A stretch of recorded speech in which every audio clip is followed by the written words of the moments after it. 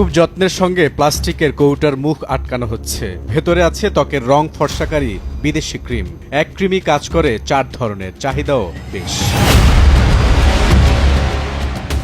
এবার দেখা যাক কি দিয়ে তৈরি হয় বিশেষ এই ক্রিম। প্লাস্টিকের ড্রাম ভর্তি কেমিক্যাল, তাতে মেশানো হয় 3 ধরনের কাপড়ের রং। কয়েক মিনিটেই হয়ে যায় ফেস প্যাক। রাজধানীর কামরাঙ্গীরচরের একটি কারখানায় এভাবেই তৈরি হচ্ছে নকল প্রসাধনী। অল্প বয়সে যাদের চুল পড়ে গেছে কিংবা পাক ধরেছে তাদেরও নিরাশ হওয়ার কোনো কারণ নেই। আছে অনিয়ন অয়েল, পানি আর ক্ষতিকর কেমিক্যালের মিশ্রণে তৈরি শত শত তেলের বোতল পাওয়া গেছে কারখানাটিতে। বিশ্ববিখ্যাত ব্র্যান্ডের হেয়ার স্পা, অ্যালোভেরা জেল থেকে শুরু করে ত্বকের চর্চায় ব্যবহৃত ডজনখানেক প্রসাধন সামগ্রী তৈরি হয় কারখানাটিতে। মোড়ক দেখে বোঝার উপায় নেই, সবই নকল। কারখানাটিতে অভিযান চালিয়ে গোয়েন্দা পুলিশ বিপুল নকল পণ্য এবং পণ্য তৈরির কাঁচামাল উদ্ধারের পাশাপাশি গ্রেফতার করেছে 7 জনকে। আমি তো জানি না এটা যে বেজাল, এটা যদি বেজাল হইতো বা এরকম ধরনের সমস্যা হইতো তাহলে আমি আগে আসতাম না এখানে। উনি দেখা যায় আমরা কালার করি, তো মালগুলা বড় রেডি করি, যখন ফিট ফলি স্টিকার আছে এগুলো লাগাই, ফলি করে কার্টন করে দিই।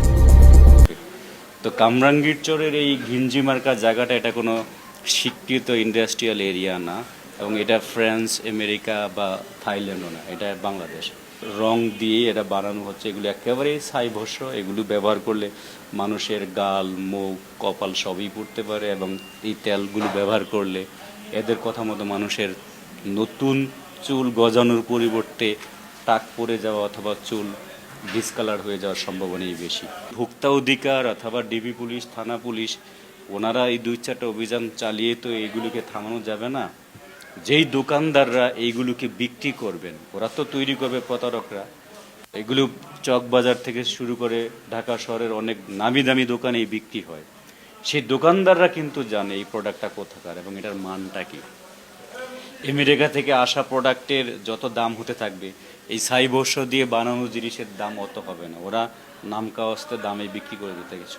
ওই দোকানদাররা যদি সচেতন না হয়, দোকানদাররা যদি আমাদের মানুষের প্রতি যত্নবান না হয়, ওনারা অ্যাডাম স্মিথ থেকে শুরু করে একেবারে সমকালীন অর্থনীতিবিদদের নানা রকমের থিওরি বলে ফেলেন বাজারে জিনিসপত্রের দাম বাড়ানোর জন্য। এইগুলোর বিষয়ে যদি ওনারা একটুখানি গ্রাহকদের অধিকার সম্পর্কে সচেতন না হন, তাহলে এগুলিকে থামানো যাবে না। কি নকল হয় না পুরান ঢাকায়? শিশু খাদ্য থেকে শুরু করে প্রসাধন সামগ্রী, ভেজাল সেবাই কিংবা ওষুধ, এখানকার অলিগলির বিভিন্ন কারখানায় প্রতিনিয়ত তৈরি হচ্ছে এসব ভেজাল পণ্য। পরে কয়েক হাত ঘুরে এসব পণ্য পৌঁছে যাচ্ছে দেশের বড় বড় সুপার শপ, বিপণী বিতান, এমনকি মফস্বল শহরে।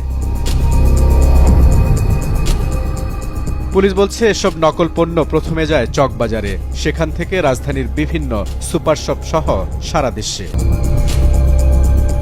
ভেজাল এসব পণ্যের খালি মোড়ক বেশিরভাগ সময়ে আমদানি করা হয় চীন থেকে, তবে চাহিদা বেশি থাকায় এখন দেশেই তৈরি হয় মোড়ক।